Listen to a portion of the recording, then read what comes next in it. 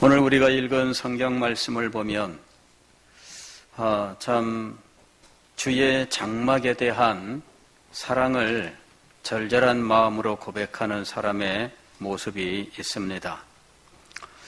눈에 무슨 꺼풀이 쓰이면 눈에 보이는 모든 것이 다 사랑스럽게 보인다. 이러는 말들이 있지요. 눈에 꺼풀이 쓰이면 남들이 다 저 사람 아니다 그러는데, 그런데 자기는 그렇게 좋다는 거죠. 이해할 수 없다. 이렇게 이야기들을 해요. 자, 여기서 눈에 꺼풀이 쓰였다라는 말은 눈에 실제로 무슨 물고기처럼 막이 씌었다는 걸 의미하느냐? 그게 아니죠. 마음에 문제가 있다는 거예요. 오늘 우리 시편 85편 9절 말씀도 보면 우리 방패이신 하나님이여 주께서 기름 부으신 자의 얼굴을 살펴보옵소서 이렇게 말씀하고 있습니다. 얼굴을 살펴보옵소서. 얼굴에 뭐가 묻었길래 그죠? 얼굴에 뭐 밥 먹고 뭐가 묻었나요? 얼굴을 보라고 하게. 왜 얼굴을 살펴보아 달라 이렇게 말씀을 드릴까요? 쌍꺼풀 수술을 해서 이 얼굴이 더 이쁘게 보이는지, 주름 제거 수술을 해서 얼굴이 더 훤해졌는지, 왜 얼굴을 보라 그럴까요? 얼굴에 무슨 기름이 줄줄 흐르는 거 보라고 그럴까요? 여기서 얼굴을 보라는 것은 그의 얼굴을 통해 나타나는 그 사람의 마음을 보아달라는 이야기예요. 얼굴을 보면은 그 사람의 마음이 드러나요. 저는 이 앞에서 예배 드릴 때 성도 여러분들의 얼굴을 봅니다. 얼굴을 보면 예배에 기쁜 마음으로 집중하고 있는지, 하나님의 은혜를 사모하며 간절하게 소망을 갖고 예배를 드리고 있는지, 아니면 그냥 아무 생각 없이 와서 앉아 있는지, 아니면은 오늘 아침에 엄마한테 혼나고 교회에 와서 시무룩하게 앉아 있는지 보면 다 보여요. 무슨 일이 있었는지 구체적으로는 알 수 없지만 얼굴을 보면 마음의 상태가 눈에 보이는 거예요. 눈은 마음의 창이라 그러잖아요. 그의 태도와 눈빛을 통해서, 얼굴의 근육을 통해서 이 사람의 마음이 나타나게 되어 있고, 하나님 앞에서 기름 부으신 자의 얼굴을 살펴보아 달라는 것은 하나님을 사랑하는 그의 마음을 하나님께서 알아달라라고 말씀드리고 있는 거예요. 하나님에 대한 사랑이 지금 이 시인의 마음속에 충만하고, 그리하여 하나님과 관련된 모든 것들에 대한 사랑이 이 사람의 마음속에서 넘쳐나고 있어요. 하나님에 대한 사랑을 하나님의 이름이 있는 하나님의 성전에 대한 사랑으로 지금 표현하고 있는 것이죠. 주의 장막에 대한 사랑, 그리고 이 장막을 궁전이라고 표현하는 그의 표현을 통해서 하나님께 대한 이 사람의 사랑이 한없이 나타나 있는 거예요. 자, 그가 장막을 소망하고 궁전을 사랑하고 하나님께 대한 사랑을 고백하는 이유는 무엇일까? 하나님의 은혜의 보좌 앞으로 가까이 가고 싶은 이 간절한 소망 때문이지요. 4절 말씀을 보면 이렇게 돼 있지요. 주의 집에 사는 자들은 복이 있나니. 여기 주의 집은 하나님의 교회에 대한 은유입니다. 하나님의 교회, 하나님께서 그곳에 당신의 이름의 영광으로 함께 하셔요. 그리고 하나님의 교회에서 우리는 하나님과 함께하는 삶을 사는 거예요. 그래서 구약의 성도가 하나님과 함께 하나님의 집에 살기를 소망했던 이 간절한 소망은 오늘 신약의 우리들에게 있어서는 하나님의 교회에서 하나님과 함께하기를 소망하는 마음과 동일한 것이에요. 왜 시인은 이렇게 하나님의 집에서 하나님과 함께 살기를 소망했을까? 왜 신약의 성도들은 주님의 교회를 사랑하고 이 교회에서 하나님과 함께 친밀한 교제를 나누며 살기를 소망해야 하는가? 그것은 하나님께서 교회를 통하여 베푸시는 사랑과 은혜, 바로 그것 때문이죠. 그리고 교회를 통해서 베푸시는 축복 때문인 거예요. 교회를 사랑하고 교회 생활을 통하여 하나님께서 주시는 은혜와 축복을 받아 누리는 것, 이것은 얼마나 큰 복인지 몰라요. 평생을 살면서 교회 생활이 순탄하고 늘 은혜 가운데 살 수 있다면 얼마나 좋겠습니까? 이것은 진정 큰 복입니다. 교회에 갈등이 생기면 성도들에게는 말할 수 없는 불행이에요. 교회가 늘 갈등으로 시끄럽고 교회 올 때마다 마음속에 미움과 다툼과 시기와 질투가 가득 차서 오늘도 하여튼 이 툭이 충만하여 교회를 온다면, 그리고 누구를 보면은 대뜸 인상부터 쓰고 말 한마디 하면은 대뜸 큰 소리로 맞받아치면서 참 이게 교회인지 국회인지 모르는 상황이 돼버리면 여러분, 그건 정말 큰 불행이에요. 예배를 드린들 예배에 무슨 하나님의 은혜가 임하겠습니까? 기도를 드린들 이 기도가 하나님 앞에 상달되고 응답이 되겠습니까? 성도의 교제가 그 자리에 있겠습니까? 다음 세대 신앙이 세워지겠습니까? 참 이거는 너무나 큰 불행인 거예요. 그래서 우리는 늘 기도해야 됩니다. 주님의 교회가 평안케 되기를 위해서 기도해야 돼요. 교회의 목사님과 장로님들, 여러 직분자들이 교회를 사랑하고 서로 하나가 되어서 어떻게 해서든지 교회를 부흥시키고 성도들을 섬기기 위해서 힘을 쓰고 협력할 수 있도록 기도를 해야 돼요. 교회가 평안해야 됩니다.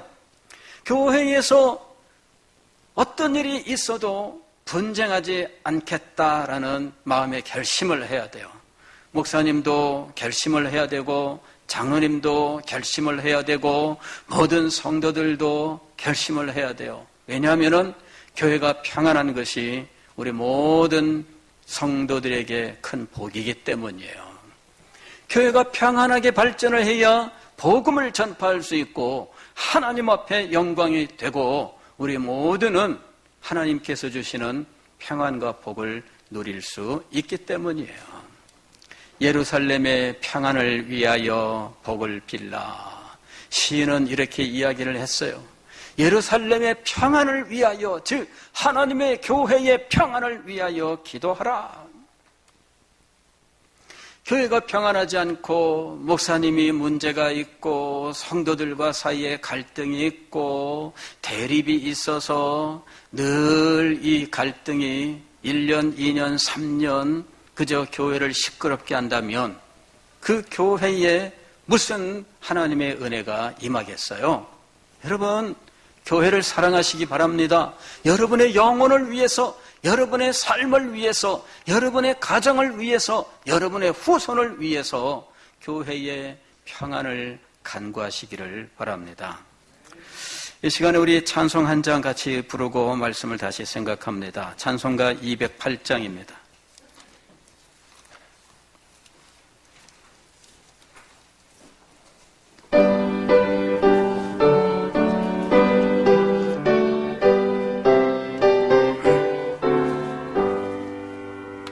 내 주의 나라와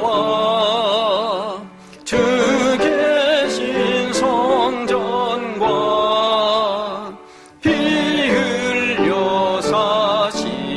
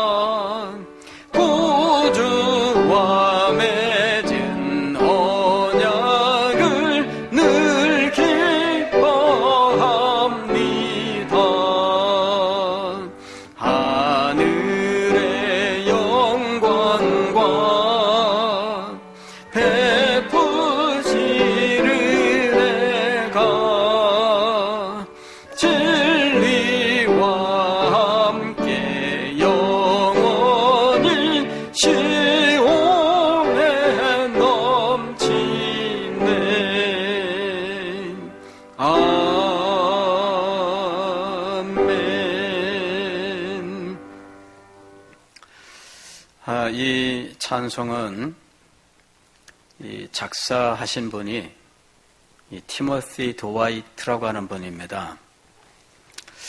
참 이 찬송은 교회를 사랑하고 교회를 통해서 하나님의 은혜와 축복을 받는 이 성경의 원리를 참 아름답게 잘 표현하고 있습니다. 그래서 저도 이 찬송을 사랑하고 자주 불렀는데 어느 날 이 작사자 이 드와이트 이분이 누군지를 알게 됐어요.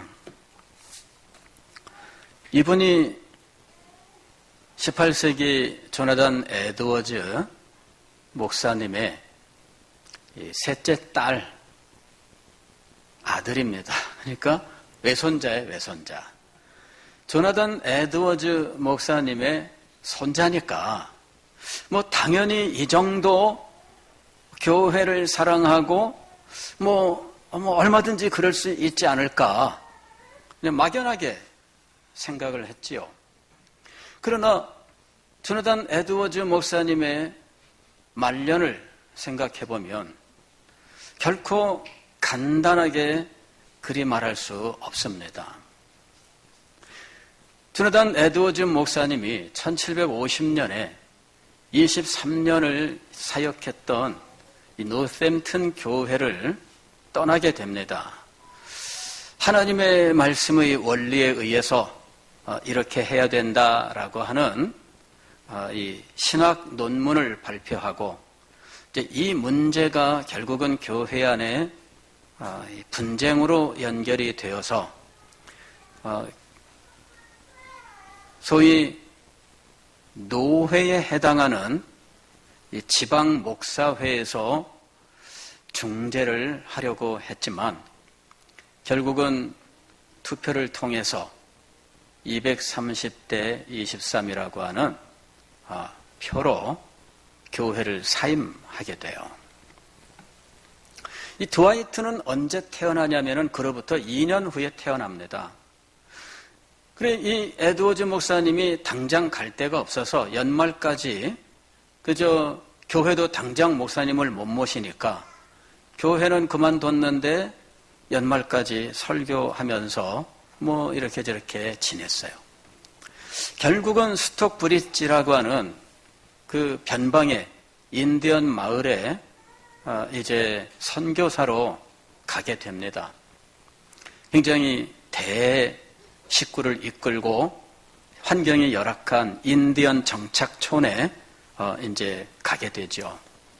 근데 이 에드워즈 목사님의 셋째 딸은 그때 결혼을 했어요. 그러니까 교회 그만두고 떠나기 전에 그 교회의 유력한 드와이트 대령이라고 하는 아주 실력자 되는 분의 그 아들하고 결혼을 하게 돼요. 그래서 아버지는 이제 스톡브리지 인디언 정착촌으로 갔지만 딸은 내내 그 마을에 남아 있습니다. 딸의 마음이 편할까요? 불편할까요?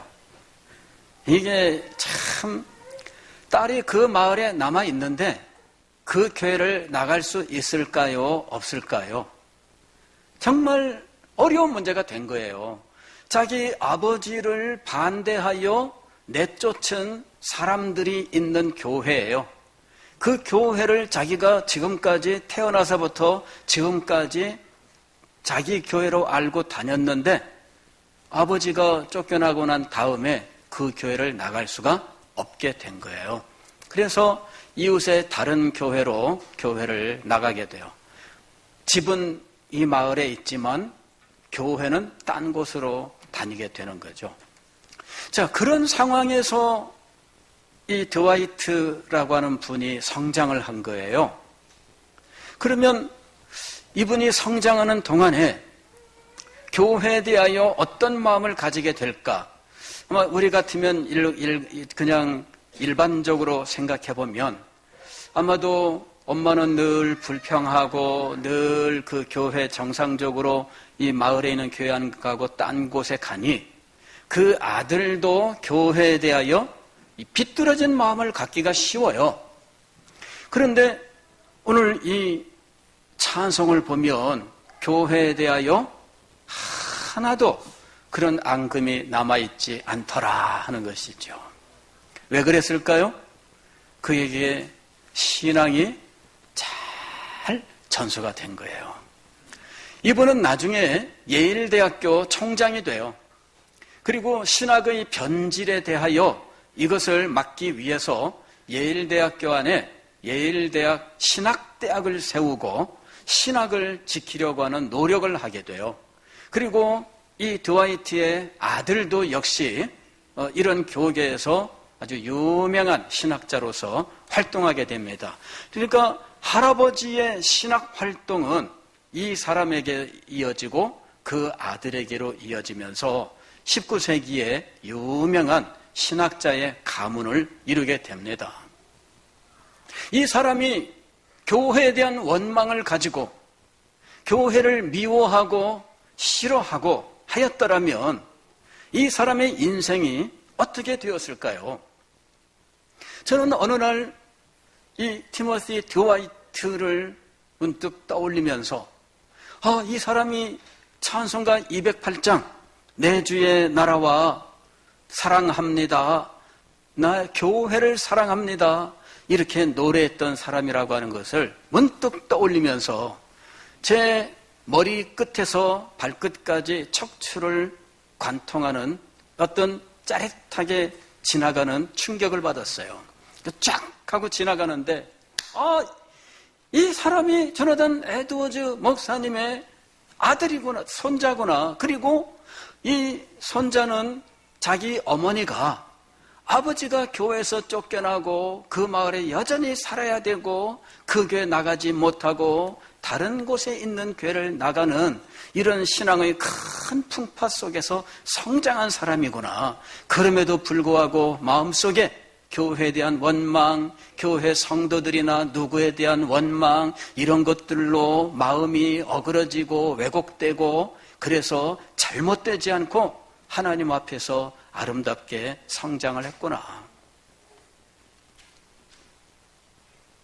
그런데 조나단 에드워즈 목사님의 또 다른 외손자가 있습니다.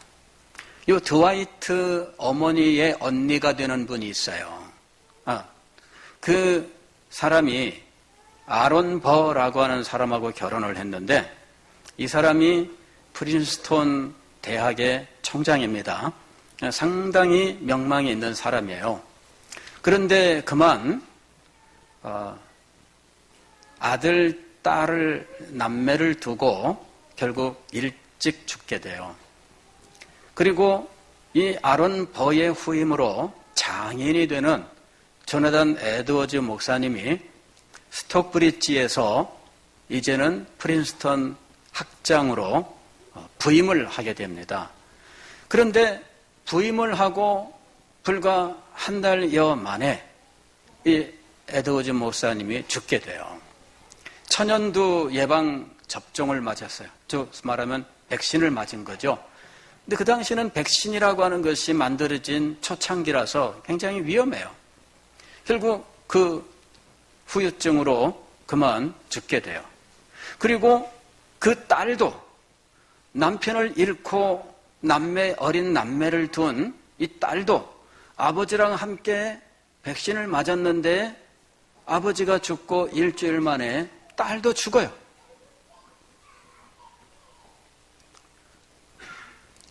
얼마나 큰 비극이 그 가정에 한꺼번에 임했는지 몰라요. 그래 이 소식을 듣고 에드워즈 목사님의 부인 사라 여사가 이제 스톡브리지에서 날 풀리면 오려니 하다가 그만 남편이 죽었다는 말을 듣는 거죠. 그래 얼른 와요. 왔는데 이 남편은 벌써 장례를 치렀고 딸도 곧 죽고 이 몇 살짜리 아들이 어린 남매만 남은 거예요. 막내가 누구냐면은 아론버 주니어, 아버지와 이름이 똑같아요. 그래서 2세라고 붙여요. 아론버 2세예요. 이 사람이 이제 나이는 우리나라 나이로 치면은 3살이에요. 우리나라 나이로 3살인데 2살 때 아버지 죽었죠. 3살 때 어머니, 외할아버지 죽었죠. 그리고 얼마 있다가 외할머니도 죽어요. 그러는 와중에 어린 이모와 삼촌 손에서는 제대로 성장하지 못해요. 결국은 여기저기 전전하면서 겨우 성장을 합니다. 나중에 이 사람은 어떻게 되었을까요? 미국의 제3대 부통령이 됩니다. 그럼 많은 사람들이 조나단 에드워즈 목사님이 하나님을 잘 섬겼으니까 부통령도 나오고 상원의원도 나오고 대학 총장도 나오고 뭐 대학 교수들도 나오고 5대까지의 후손들이 한 60명대인데 그 중에서 대학 교수가 뭐 230명이 나오고 뭐 목사님이 뭐 몇백 명이 나오고 막 축복된 가정 예화를 많이 들죠. 근데 제가 아론 버의 생애를 봤어요. 그랬더니 제3대 미국 부통령, 화려하고 영광스럽구나 그렇게 말할 수 없다는 걸 알게 됐어요. 그냥 뭉뚱그려서 에드워즈 목사님의 후손은 부통령도 있다. 예수 잘 믿으니 축복받았다. 이렇게 말할 수 없더라는 거예요. 불편한 진실입니다.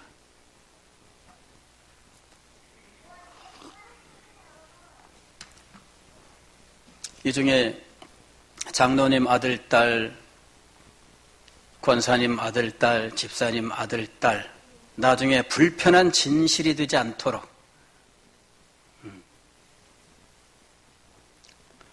아론 버 주니어가 미국의 부통령입니다.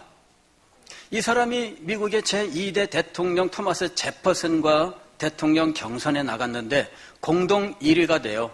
그런데 다른 정적이 제퍼슨을 밀어주면서 아론 버 주니어가 대통령이 못 되고 부통령이 된 사람이에요. 아깝게. 마음속에 원한을 품고 그리고 나중에 이 정적을 미워해서 둘이 결투를 하게 돼요. 유럽에는 왜 중세 때부터 내려오는 결투가 있잖아요. 근데 미국에서는 그런 결투법이 없는데 이 사람들이 둘이 약속을 하고 결투를 해요. 그리고 미국 법을 따져보니까 결투했을 때 처벌이 없는 주가 있어. 그 가까운 곳에 뉴저지 주라고. 그게 다 그 미국 동부에 있는 겁니다.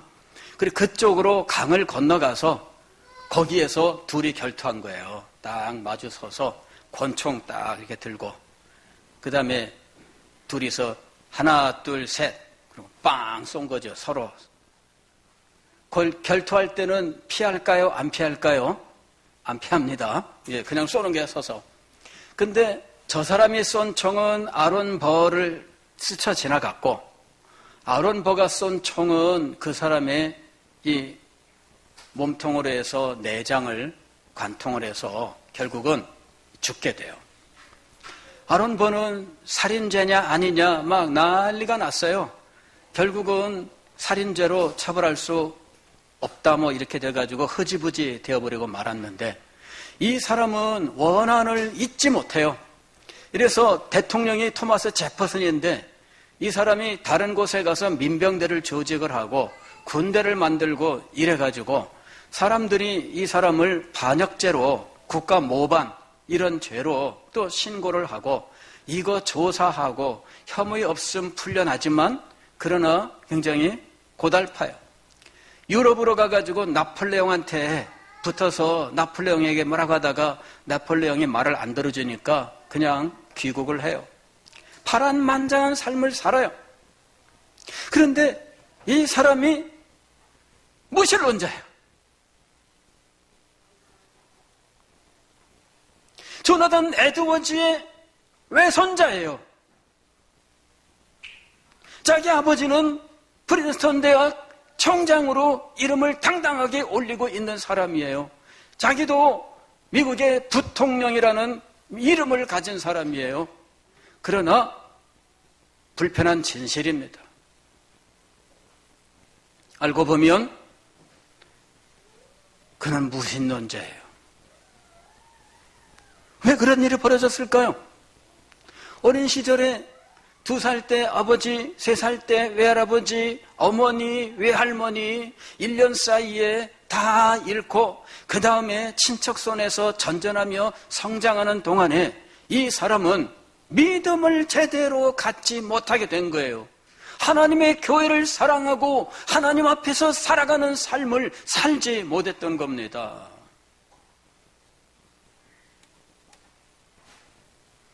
그런데 아무도 말을 해주지 않았어요. 제가 조나단 에드워즈 공부한다고 이 책 저 책 읽고 하다가 어느 날 하고 온 거예요. 우리 선배들이 아무도 이 불편한 진실을 말씀해 주지 않았어요.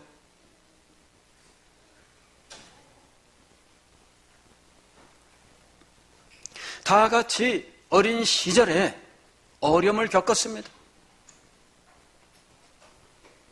그러나 한 사람은 교회를 사랑하면서 성장을 했고 한 사람은 교회에 대한 사랑 없이 성장을 한 거예요. 교회를 사랑하며 성장한 사람은 외할아버지 조나단 에드워즈의 신학을 이어받아 그 유산을 이어가는 가문이 됐고, 교회에 대한 사랑이 없던 사람은 무신론자가 되어서 사회에서 살인자라는 말을 듣고 국가 전복을 모해하는 이런 반역자라고 하는 의심을 받으면서 늘 사건의 와중에서 시끄럽게 살다가 갔다는 거예요. 여러분, 교회를 사랑하는 마음이 그 속에 있고 하나님께서 베푸시는 은혜 가운데 성장하는 것이 얼마나 큰 복인지 몰라요.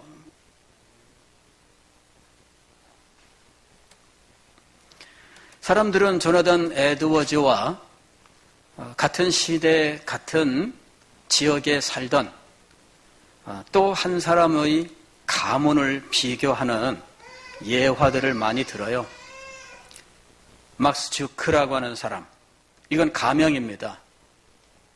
그런데 이 사람의 가문은 범죄자들, 알코올 중독자들, 하여튼 말로 다 할 수 없어요. 1000명이 좀 넘는 5대 동안에 1000명이 좀 넘는 후손들인데 그냥 그 중에 대부분이 그냥 알코올 중독, 범죄자, 창녀 해가지고 참 입에 올릴 수 없는 그런 가문이에요. 가문이라고 말하기도 참 어울리지 않겠죠? 그러면서 한쪽은 하나님을 잘 믿고 하나님은 하나님을 잘 안 믿었더라 이렇게 이야기를 해요. 그 말씀도 맞아요. 그러나 문제는 무엇이냐면은 그냥 일반화해서 무조건 다 말할 수 없다는 거예요. 조나단 에드워즈 목사님의 후손 중에도 무신론자가 있었다는 거죠. 왜 그런 일이 벌어졌을까요? 조나단 에드워즈 목사님은 말년에 참 파란만장한 어려움을 겪습니다. 그런 와중에서 그 후손들, 그 자녀들도 참 말할 수 없는 어려움을 겪지요. 그리고 마음속에 교회에 대한 원망, 교회 성도들에 대한 원망 같은 것들이 얼마든지 생길 수 있었겠지요. 그러나 교회에 대한 사랑으로 그것을 다 이기고 그리고 믿음 안에서 자녀들을 잘 키웠을 때 그때 그 자녀들이 하나님의 은혜 속에서 성장하고 하나님의 나라를 위해서 쓰임을 받는 거예요. 교회에 대한 사랑을 길러주지 않으면 아무것도 아니에요.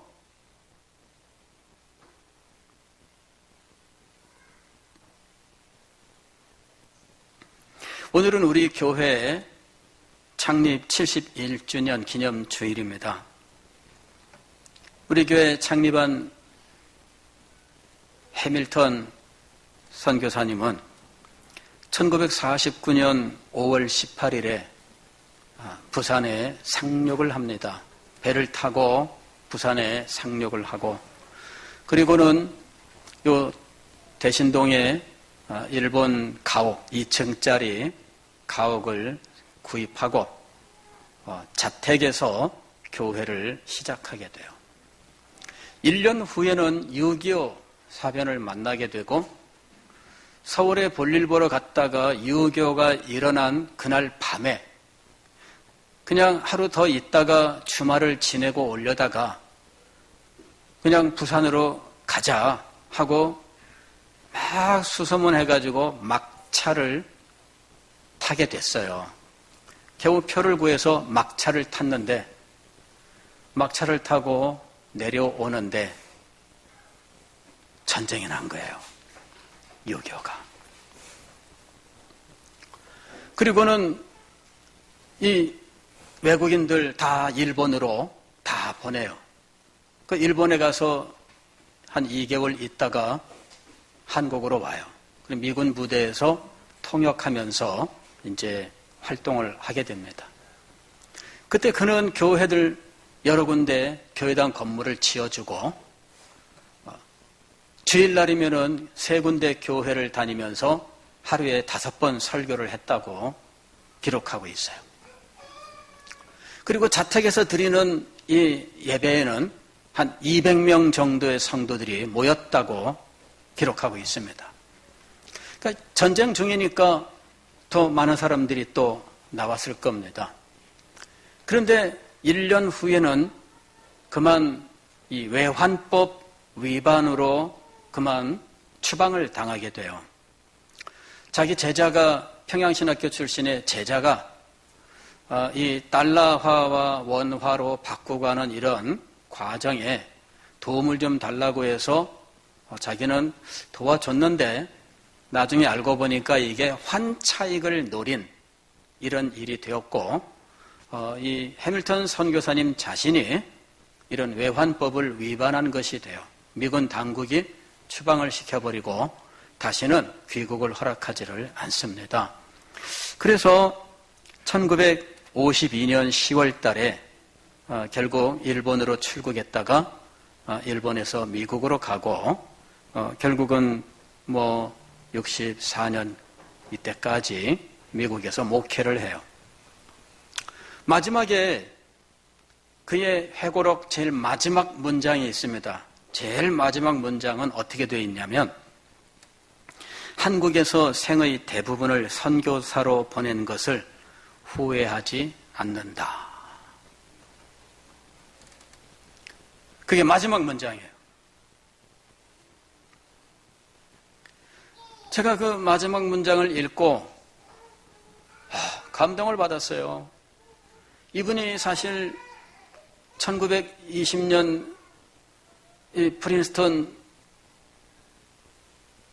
신학교를 졸업을 하고 석사학위를 따고 젊은 20대 중반의 젊은이로서 코리아로 온 거예요. 평양에서 신학교 교수도 하고 성경학교 교수도 하고 지내다가 일본 신사참배 결의하는 총회, 대한예술장로회 총회에서 신사참배는 우상숭배다, 안 된다, 반대하다가 결국 추방당하거든요. 미국에 가 있다가 우리나라가 해방되고 난 다음에 바로 다시 한국으로 돌아와서 이 서대신 교회가 그때 세워진 교회예요. 한국에서 생의 대부분을 선교사로 보낸 것을 후회하지 않는다. 이 글을 썼을 당시가 한 70세 이렇게 되었을 때입니다. 여러분은 교회를 사랑하십니까? 교회를 위해서라면 여러분 희생할 마음을 가지고 계십니까? 교회를 위해서라면 여러분 자존심을 굽힐 마음을 가지고 계십니까?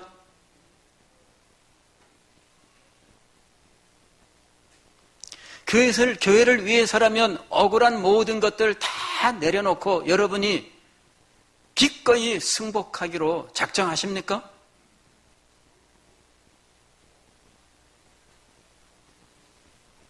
여러분, 이 마음을 가져야 돼요. 오늘날 갈수록 이 마음이 사라져가고 있습니다.